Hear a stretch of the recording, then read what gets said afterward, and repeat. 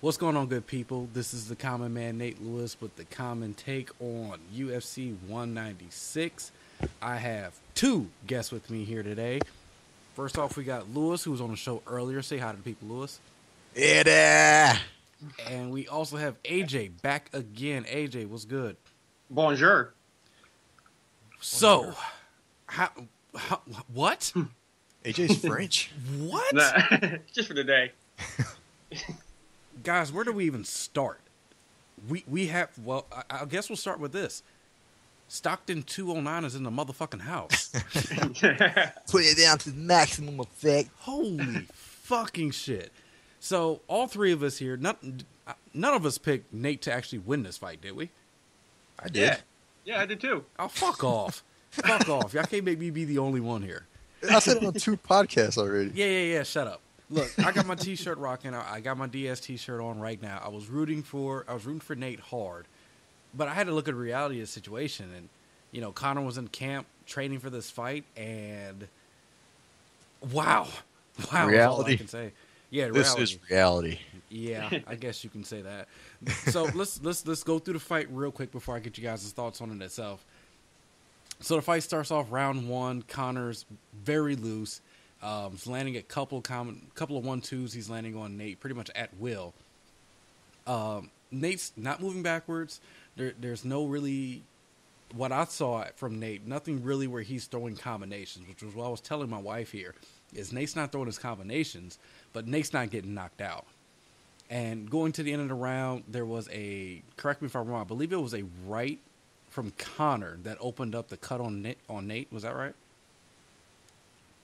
I thought it was a left. It was the left. Okay, so Nate's cut going into round two, and then in round two, it starts off the same, and then something just kind of flips, and Nate just turns it on, stumbles. I can't remember what he actually landed. Sorry, I'm a little drunk also.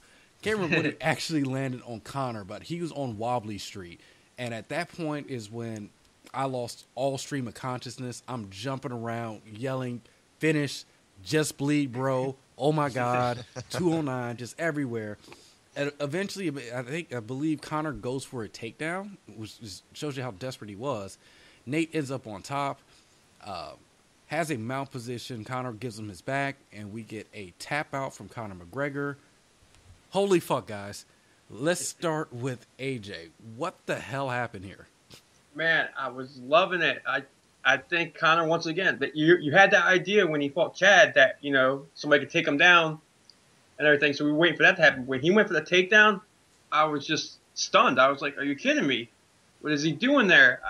You don't go down with a Brazilian black belt, man. You just don't. And, man, I was doing the same thing. I was jumping up and down, just screaming here.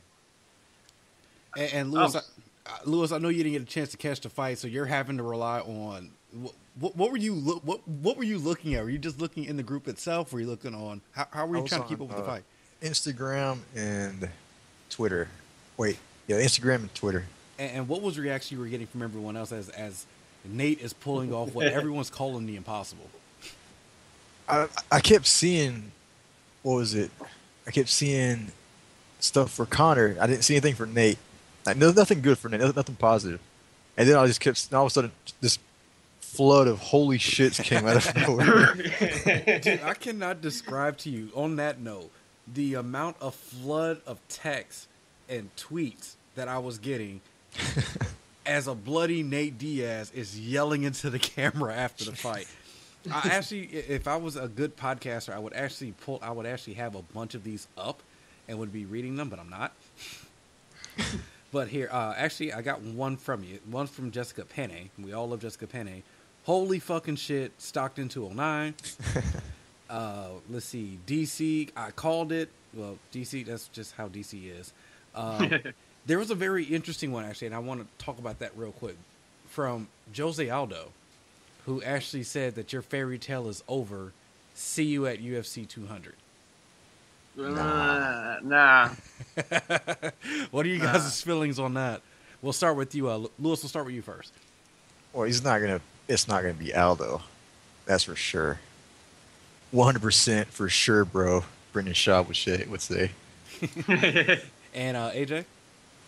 Yeah, it's no way it's Aldo. I mean, nah, it's not happening. Now, do you actually see? I know the consensus going into this fight was if Nate got kind of through this without any injuries, there's a possibility we would see. I'm sorry, Conor got through this without any injuries. We see him fight at UFC 200. Do either of you get the indication that he still might fight at UFC 200? AJ, you first. I don't see why not. It didn't look like he took much damage or anything, and they're going to market that as their big show. So I mean, you're still going to have your big names out there.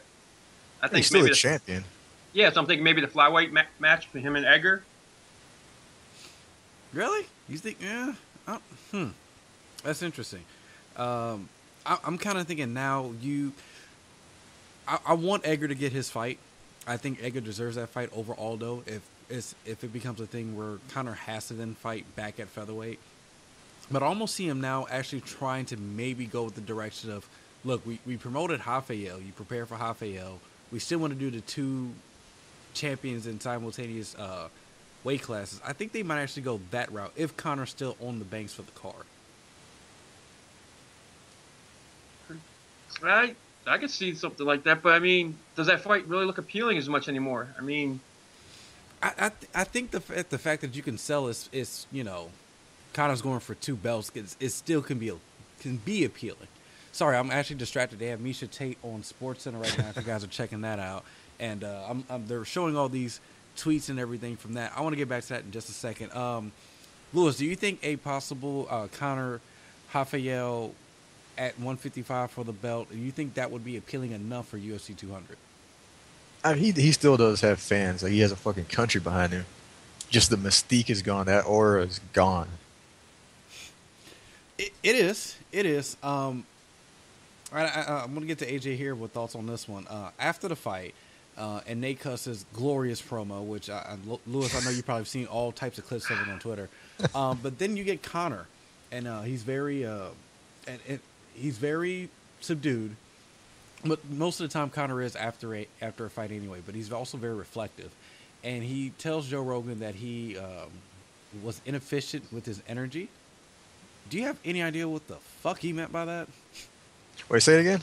Yeah, Conor at the end of the fight was saying he was inefficient with his energy, or something to that effect. I think he was getting tired with some of the wild swings he was doing. He was swinging wildly with that left, trying just to connect that one punch, and he was missing a lot. Yeah, and he was trying these little kicks too, and those weren't working as well. Sorry, I was wondering when he was saying that, if he just meant that, hey, I was nervous even coming into this. Because he also said after the post-fight, hey, I made the move up to 170. I took it on short notice too.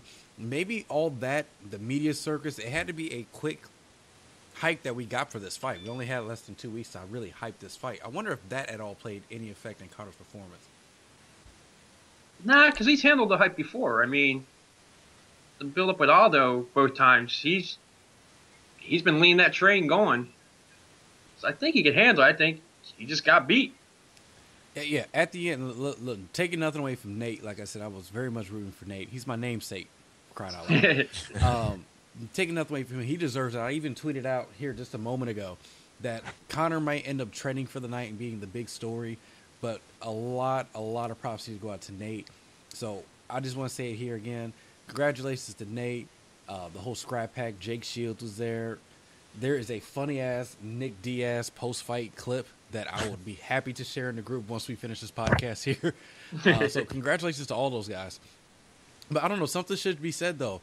As much as people are going to talk about, Nate took the fight on 2 weeks' notice, Conor took this fight on 2 weeks' notice also with a completely different opponent and a completely different weight class. So I just think that part of it might be, I don't want to say maybe be an excuse, but it's something that the UFC would probably use in whatever they do next with Conor. Well, he took Nate on a short notice because he asked for 170. He opted for 170. I don't think we're ever really going to get the full story on that one. If you, depending on who you're talking to at what time of day, you'll get a completely different story on that one. But that is not the only shocking event that happened. And before I get to Tom Lawler and why I'm pissed off about that, we had a women's bantamweight fight. Holm, Miesha Tate. I was completely wrong on this one. I will own up to it. So I'm actually gonna shut up. AJ, I'm gonna let you take over. What did you think of this fight? It seems like these hype trains, I mean, nothing against Holly Holmes. I think she's great, but maybe when she talked about before in her 2 previous fights before Ronda that she wasn't giving her all, maybe she was, and she really doesn't have the ground game to handle anything. Because that was sloppy at the end, man. She had that fight. She had that. And Lewis, I'll break it down for you real quick because I know you didn't get a chance to watch it. Some of our listeners probably haven't had a chance to actually watch the full fight.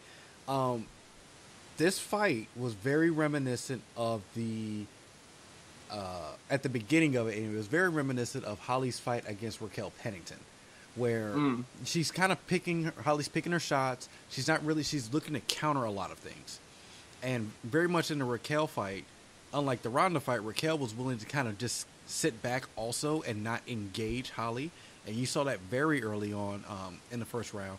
No doubt about it, Holly definitely won the first round. She landed the harder shots, that side front kick that Joe Rogan was creaming his pants over. She hit a lot of that.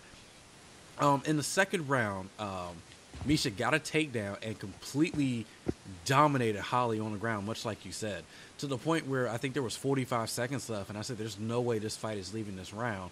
And to Holly's credit, she didn't do anything technically to get out of that round. She more like survived and got out of the round. And you're thinking at this point, the whole momentum swung. I scored that at 10-8. AJ, how'd you score that second round? I had that the same way. I mean, Holly just seemed like she was just doing nothing, and Miesha was just picking her apart. I mean, I'm surprised Miesha didn't finish her right there. But yeah, like I said, I gave Holly the first round. Miesha, I thought 10-8, and then the third round I gave Holly, so I thought it was tied up right there. Yeah, third round much the same as the first. Fourth round kind of much the same in the first. What I was telling Lewis, I was telling you right before we got on the air, at a point in the fifth round, or fourth round and in the fifth round, Miesha is very much, she's not really spamming takedown attempts at this point yet, but she's starting to almost kind of throw them desperately. And, Holly's getting all this praise for this takedown defense, but you can see these shots coming a mile away. And Miesha became very lethargic. She became very plotting with her movement. Her head was definitely not on a swivel. There was no movement there, and Holly's kind of picking her apart in the fourth round. And somehow in the fifth, all of a sudden, Miesha's just on her and on her back. And here's a question that I would love for some experts in the field, former fighters, to kind of walk me through this part. Miesha and Holly are against the cage, and Miesha is on her back with one hook in. It's on the outer leg. So Holly goes to stand up because the second hook's not in. And at that point, Miesha's applying the choke. And I'm wondering at this point, you have this free leg, and I don't know whether Holly froze. I don't know if she was worried about just necessarily choke. I don't know what happened. But she decides to do a flip and ends up even in a worse position. The choke is on tighter, and Holly does not even, when people say, oh, she had a heart of a lion, she didn't tap out. I think Holly was out the moment that flip turned, and she was just out. You saw her hand. Yeah, at one point you see her hands like punching while Miesha's got her in a choke. She was out right there. She was completely out. I mean, the ref kind of missed it. She ends up in this choke a few seconds longer. Lewis, did you get at least a chance to see the choke out itself? What did you think? I did. I saw it. It reminded me of what's the black chick that fought Rose Namajunas? Angelina Hill. Angelina Hill, yeah. It reminded me of that, how she was going out punching like that, like she was trying to tap. Yeah, it's almost like the light kind of went off, and it was just like a muscle twitch. But I mean, like I said, as soon as she goes for this flip, I mean, she's out. She's definitely out. That choke gets sunk in tighter. AJ, I know you watch a lot of fights too. Were you thinking like I was when Holly's going to stand up and there's only one hook in? Why is she not turning into Miesha? I think that's the problem. I think she shouldn't have stood up right there. I think she would have kept it complaint, stay down on the knees, just kept it compressed and everything. She would have rode out the round, probably won the whole fight. When she stood was up, winning, right? Yeah, definitely. She was winning. She was winning this fight. It looks like when she went for that grab, either she was trying to just throw her off, or she was going for a spike, which I don't think they're allowed to do anymore. Are you not allowed to do a spike anymore? I'm not sure if they stopped that or not. I don't think any spikes are allowed. Oh, okay. Because I even pointed that out to my son, who was very much into why is she going for this flip. I'm like, if you're gonna do anything, you drop her on her head. But okay, I would have been And wrong then- in that sense. But yeah, once she got up, I mean, that Miesha just sunk it in. I just couldn't believe it. Like, because yeah, Miesha was losing that round. She would have lost the whole fight.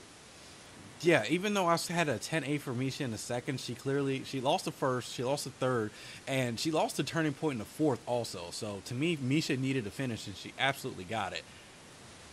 So now, what the hell do we do? Well, Man. Dana's over there rubbing his hands together. Well, before the Conor fight, he was rubbing his hands together. Like, Did- oh, Ronda. Well, did you see Dana after he put the belt on Miesha? He left. He Yeah. got right the fuck out of there. Like usually he'll stay around, congratulate or something. He left. So he saw that money sign just going away. He had to go make calls to Ronda. Yeah, I was. I don't know if I put this in the group or not, but I definitely tweeted it that at this point, as soon as Misha's doing the interview with Joe Rogan, I was fully expecting Ronda to hop the cage, hit her with a chair Yeah. shot, and armbar her to set up the matchup at UFC 200. I would not be surprised right now because I know Shayna Baszler watched the fight. Shayna Baszler, a member of the Four Horsewomen. I know she got at Ronda. Ronda probably hit her right back and said, "I'm in the gym right now. Get here." But I thought it was very interesting. Not so much Dana leaving because Dana can do that sometimes, and he'll never really explain what happened. But I thought what was really interesting is that they told Holly, "Hey, look, your next fight is going to be Ronda. Whenever Ronda's available, that's the next fight. That's the money fight." And Holly and her camp, everybody's going to want to give them the praise for, hey, she's stepping up. She wants to fight. And good for her. If she said in the pre-fight video package, she's not about the money. If she's not and she's happy with just fighting, great for her. But she lost a shit ton of money tonight. A shit ton of money tonight. Like future money. Yeah. Like that Conor McGregor money. She lost out on money. But yeah, I'm asking, what do we do next? Because I don't want to spend a lot of time talking about the Amanda Nunes fight with But the best part Valentina. was- yeah, but don't love the end of it when she tried to call up for Dana and Joe's like, yeah, he's busy. Exactly, I was gonna get to that. So, What? yeah, Lewis. So the fight with Valentina is a very interesting, in that it wasn't interesting at all. The first round was basically a stare down contest for the better part of it. Nunes, she did enough to kind of, I guess, win the first round. The second round was a little bit more decisive on the ground, and Amanda definitely took that one. Third round, Valentina started to get things together going on the feet, and but there was never any desperation on her part. Like, her round inexplicably told her after the end of the first round that you won the first round, and I felt the corner did her a disservice not telling her, hey, you need to go for this finish. So she goes in there and she wins the third round. And had that third round been the first round, things would be completely different. But in and of itself, didn't go for the kill. Amanda basically cruised and won the fight. And after the fight, she spent so much time thanking everyone, the trees, the flowers, the deep fryer, the guy that helped her pick out her dog when she was a kid. And I'm sitting there just going, oh my fucking God, ask for a title fight. Call somebody out right now. And as AJ said, she's Dana, hey Dana, and finally Joe was sensing the embarrassment. Go, yeah, he's busy. So Amanda herself did nothing about the fight would lead you to believe she would have beat either one of Holly Holm or Miesha Tate. So I'm almost in the maze of, if Ronda's not ready to go anytime soon, which Lord knows what happens there. What do we do next in this division? Lewis, we'll start with you. What we think is going to happen, or what we would like for it to happen? Both. We'll start with what do you think UFC will do? They're going to put Ronda in there. They're going to make Ronda Miesha 3. All right, AJ. I think that's probably what they're going to do. What they should do is give Nunes the fight against Miesha. That way, if Miesha wins, she has more behind her, going into the Ronda fight. Have Ronda fight Holly then again. The more contender type match. Ooh, you would really put that in there as a non-title fight? I mean, seriously, we all don't want to see Ronda Miesha again. I mean, It wasn't even like any of the fights were really close. Let Miesha win a fight, build her up. Go ahead, Lewis. I was gonna say this. That was completely unrelated to the conversation. Oh God, Jesus, let me get us back on track here. I don't know. I mean, the way you just laid it out, AJ. I mean, that would make sense in, if you're looking at things logically. Is that, yeah, you're absolutely right. You want to give Miesha a win in there. You want her to be more established as a champion, because you are trying to sell the fans on a third fight when the first two were not even remotely close. Well, I shouldn't say. I take that back. The first fight was actually a lot closer than people give it credit for. The second fight was just basically a schoolyard bully just slapping someone else across the face. That's what the second fight was. So, yeah, Miesha does need a little bit more steam going into that. It's so hard for me to accept that, putting Holly and Ronda again when there's no belt on the line. Like, if you match up Ronda and Miesha, Ronda wins that fight, and you want to give Holly another fight, have her win, and then set up that rematch, I think that's money. You've had some fights in between. You can really promote, the fact that, hey, Ronda's gone after, won the title again. Holly lost the fight after. There's just so much you can build if you kind of go that route, I think. They're about making quick money, though. That's why they did so many immediate rematches, like in the last year. Absolutely, I agree. So I don't think they would really build up Miesha. They would just give her Ronda right away. And I think that's what we're gonna get. I think Dana wanted it. You know what? I figured out where Dana went. You said there's a chance he might have been on the phone with Ronda. I think he got on a jet and flew to Ronda's house, dragged her out of bed. He's on the post show right now. Oh, is he? God damn it! That killed my theory. He doesn't have his jacket on either. He must have been sweating bullets. I was thinking he got on the jet, got to Ronda's house, dragged her out of bed, and put her right in the gym. And said, "You're fighting at UFC 200, and I will call every movie producer there is and tell them to fuck off. We're making this fight." No, Dana was out with his checkbook sitting next to GSP right now. Please come back. Yeah, please come back. Yeah, GSP was in attendance tonight and got maybe the loudest pop out of anybody other than Conor the whole night. Very interesting. Very interesting. Almost, and I'm putting on my tinfoil hat here. What do you think the chances were if Conor won tonight? GSP would have hit the octagon. Ooh. That's crazy talk now. Yeah, it is crazy, but it's fun. Let's talk about that. Okay. Yeah, I don't know. AJ, you think it actually would work? I mean, if Conor would have won, they could have sold. That would have been a big. That would have been Brock Lesnar pay-per-view types. I mean, that would have made money. I don't think it would have been good for Conor. No, definitely not. Definitely not.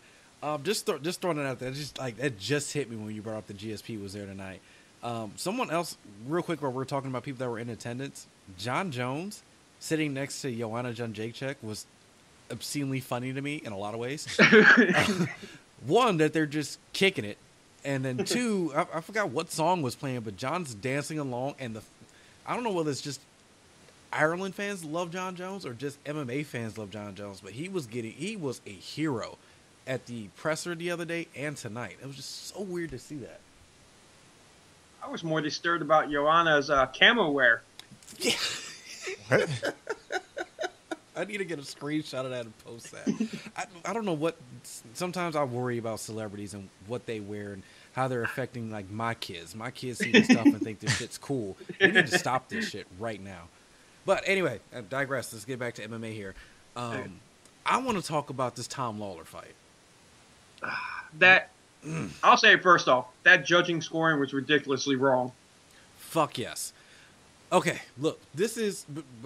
I need to get this off my chest right now. Folks, do not gamble. Gambling is wrong. Don't do that. But if you were to do that, I just want to let you know that I went on a whim. I grabbed $26 and I said I'm going to parlay Nate, Miesha, and Tom Lawler. At first, I was just going to do Nate and Miesha because, the odds were there. But I decided to throw Tom in there because, I thought Tom had a good shot, and him being an underdog to me was ridiculous. So, $26 for those three would have got me $1,088. And I'm watching this fight, and just to kind of briefly go over it, there is no humanly possible way you can watch round 1 and Tom Lawler teeing off on Corey Anderson and give that round to Corey Anderson. I'll get back to that in just a moment. Second round's a little bit slower pace. Tom still, in my opinion, won the round. But it's one of those things where you're just like, who really did more? Who landed more? That's all subjective. Third round was definitely Anderson's. So we get to the judging scorecard. And I believe when I was going by what I scored round by round, I actually think I had Derek Anderson winning that fight.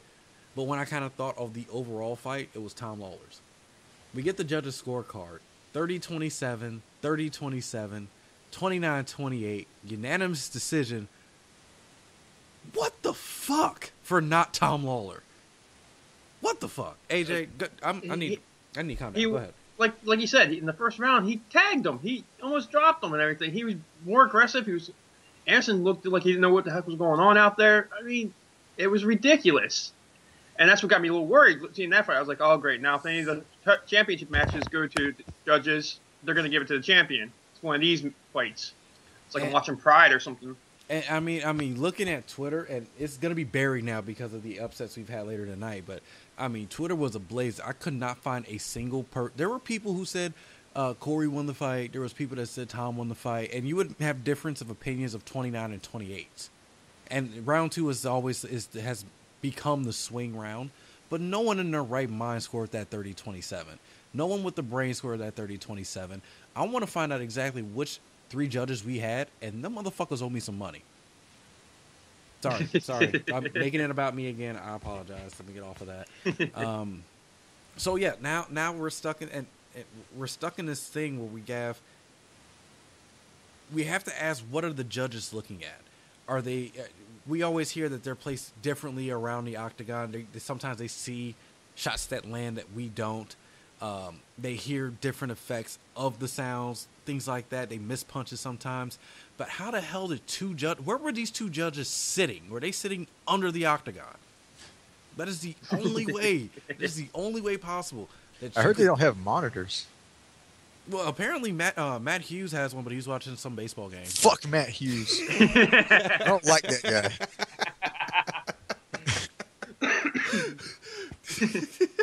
I could say so much about that, but I'm not going to. But yeah, they don't have monitors, and this something about MMA judging, not just so much people completely seeing completely different things when we're all watching the same fight. Not only does that need to change, the scoring system needs to change. There's so much, and I can do a whole podcast about this, and I might at some point.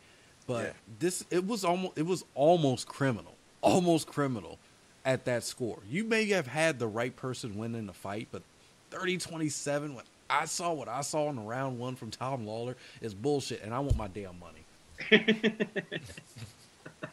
It's the 10-point must system. It's bad. It's a 10-point give me my goddamn money system. I'm sorry, I didn't mean to cut you off. Go ahead. Well, say what I want to say. Well, to me, I'm going to not change the sport up real quick, but to me, it's like watching a football game. When you watch a game on TV, you'll see something happen. They got like 60 different angles. They show everything down to everything. But yet the referee will come back out. Oh, no, it was a different call. And it's like, how are you not watching the same thing we're watching? You guys don't have somebody sitting there, hey, this is what happened. This is what this. I think they did. Like I said, I think they were just, not paying attention. The first few fights are kind of boring, kind of tired. Oh, yeah.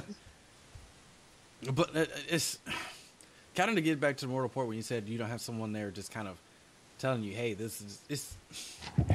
I almost thought, and this has come out with the oh my god, which fight was it? Ashley Evans-Smith and Marion Renault, was the fact that maybe the judges got confused on which fighter was which. I would have really loved if one of these judges came out and said, oh shit, I thought the actual black guy was Tom Lawler. Or just something. That would make me feel somewhat better for this criminal activity that happened. Now, I don't want to spend too much time on this because we got other stuff to get to, but god damn it, I'm mad still. So, the Gian Vellante fight, I'm not gonna lie. I took a piss break. I went and ate some pizza. I got some more beer. AJ, did you check out this fight? If so, walk me through it. it was kind of a slow plodding fight. There were a couple of highlights. What the heck's his name? Lafente. Yeah, we'll call him V. Just call him V. He did a couple nice suplexes. Mm. A nice back suplex, tossed the guy and everything, tossed him a couple times. He was hitting some big shots, but they all seemed like, his other opponent just seemed like he didn't care after the round 2. It's just, okay, I'm here. I'm not really going to do much. I'm just going to sit here. It just didn't look right. Yeah, my wife stood back and kind of, I'll say she watched the fight. The fight was on while she was in the room. So when I kind of came back and said, hey, what's going on? She said, fuck this. Matter of fact, there was a great fucking quote from my wife. But I came back and asked her, hey, what's going on with the fight? She said, jack shit. And it was the end of the second round. God damn, there are so many tweets about tonight, guys. I cannot actually get to my Twitter here. Here it is. Where is this tweet from my wife? This is great radio here, by the way. Apologize for this, folks. It's the number 1 trend right now. That's pretty cool. UFC 196? I believe so. Yeah, it's been trending hard. Ronda Rousey's trending. Somebody tweeted, who wants a balloon animal? Yeah, Felice made a good one. She goes, "Oh, fix your own coffee" or something like that. I love Felice. I'll throw that out there. I love Felice. I love Felice. I love you, Felice. All right, found it. So this is at the end of the second round. I kind of walked back in. Horn sounds, and my wife literally looks up from her phone, takes a deep breath, and goes, "This fucking sucks." I'm sorry. And when I kind of saw what this main card was going to be, where you have a possible future contender for the women's bantamweight, when you have Amanda Nunes and Valentina, and then you see Tom Lawler's fight, and then you see Gian Volante's fight, and then you get the 2 main fights, I was worried that this Gian Volante fight would be incredibly boring. And boy, did he really shit the brick on this one. Yeah. But I'm sorry, go ahead. It was a horrible fight. Well, I will not go back and watch it. I didn't feel like I missed anything there. On a scale of 1 to Kimbo versus Dada 5000. This is Kimbo Houston Alexander. Oh. Really? Oh, now I have to go watch it now. I'll tell you, my favorite moment of the night is watching Eric Silva get knocked the fuck out. Yes. Dude, what was that? Fucking karma? So, Eric Silva pulls maybe one of the bitchiest moves I've ever seen in my life. I can't remember, was it an exchange real quick, or what happened leading up to the I believe it was an exchange, yeah, a couple of nice swings and everything, then normal, hey, good shot type thing. Man. Yeah, and so Silva reaches out to kind of glove touch, and as his opponent's going to touch his glove, he just fucking wings a left hand. Just a complete bitch move. Just He does it again after that, too. yes, did it again. What the fuck? So instant karma comes back around. I believe it was the next round. Silva goes for a kick, gets caught. His kick gets caught, and he fucking eats it. Just eats a right hand. Yeah, he threw a front kick. He threw a front kick, and then Talib, or what's his name? Talib? Talib threw a right hand and hit him right between the eyes. Right on the forehead. And Silva fucking face plants. Which I think that's actually what knocked him out. And then, which, I mean, I could not express how much joy this brought me. Just so much joy. We commented, me and Lewis commented earlier today about Silva's change in, how do I say this without really getting in trouble? The lighting has changed around Eric Silva all the time, no matter where he goes. So he looks different, in the body. And he's kind of been on a skid here lately. Do we wait.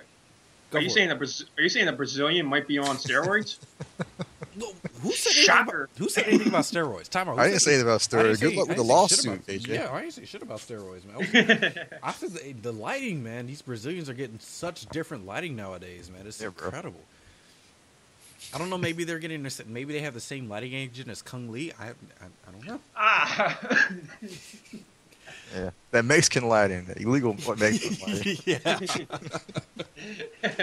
So, like I said, I was kind of in and out during the prelims. AJ, anything else in the prelims before I get to Lewis about Miller and Sanchez? Anything else stand out in the prelims?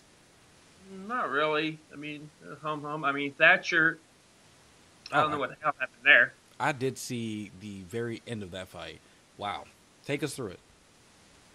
From what I remember, Thatcher just looked like he gassed right away, and just at the end there, he gave up to the Sage Norcut.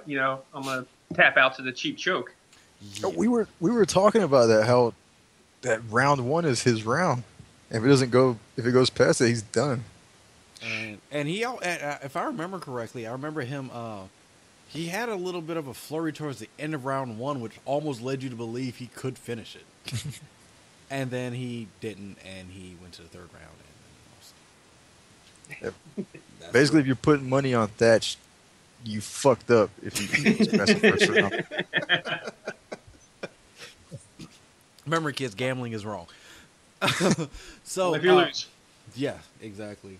So, Lewis, you got to check out the Jim Miller and Diego Sanchez fight. I was actually getting prepared to get food and everything ready for here, so I didn't get a chance to check that out. Tell me about this fight. I heard it was a good fight. It was good. It was competitive, but it was close. But I don't think it was unanimous at all. I thought, Miller had I think round two. I think it was. It was round two. I think. Yeah.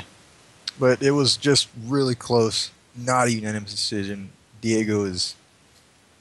I don't know. I don't think he should quit, but he's just not that guy anymore. Diego probably be nice in Bellator. I'm not going to say that. I mean, he's making some Fight Pass money right now. But to be fair, he probably would make a shit ton of sponsorships. Now that Daniel Bryan has retired, he can maybe take back the Yes chant. He can fight Fedor. Yeah. Fuck it, why not? So that was UFC 196, ladies and gentlemen. Guys, any lasting impressions? AJ, we'll start with you on the show overall. Anything at all? Tom Lawler won it for me tonight. Anybody that comes out to a Madonna song, I don't care if he wins or loses, he's the man. Oh, my goodness. Lewis, anything else to add? I don't know how you follow that, but go for it. Never been like this pumped for a card since maybe BJ Penn, Nick Diaz. And I wasn't even watching. Now, I'm not going to put too much out here because, again, I'm trying to watch my back here. But, Lewis, you are going to watch a fight from the pay-per-view here soon, hopefully, correct? Yeah. Okay. Yeah, post it. Hey, when you get a chance, once you watch the fight entirely, man, either hit me up in the group or shoot me off a message. Let me know what you think. But, gentlemen, we are going to wrap it up. I want to thank both of y'all so much for hopping on. I'm going to go ahead and wrap up the show. AJ, Lewis, y'all have great nights, man. You too, man. You too, dude. Later. Peace. All right, and wow, this has just been one crazy, crazy night. Got to thank Lewis, got to thank AJ for hopping on the podcast for me, with me here. You can head over to thecommonmanpodcast.com. You'll find links to my past shows. You'll find links to articles that I write. I'll have a big article regarding what to do now with UFC 200. Look for that in the next day or so. Folks, if you did not get a chance to watch this show, order the replay. Whatever you got to watch the last two fights. Make sure you go out of your way to watch the Diaz, McGregor, and Holm and Tate fight. Spectacular fights. You'll enjoy it. Also, you can follow me on Twitter at commonmanpod.com. Or, man. All right, I need to wrap this up. At Common Man on Twitter. You can also find me on my Facebook page, the Common Man Podcast on Facebook. From there, you can buy some merch. Support the show, buy a t-shirt, buy a hoodie, buy an iPad cover, whatever you like. Cool designs, really cool shirt. Like I said, I just ordered some earlier last week. Love it. Folks, you have a great evening or good morning if you're listening to this in the morning. Peace and chicken grease.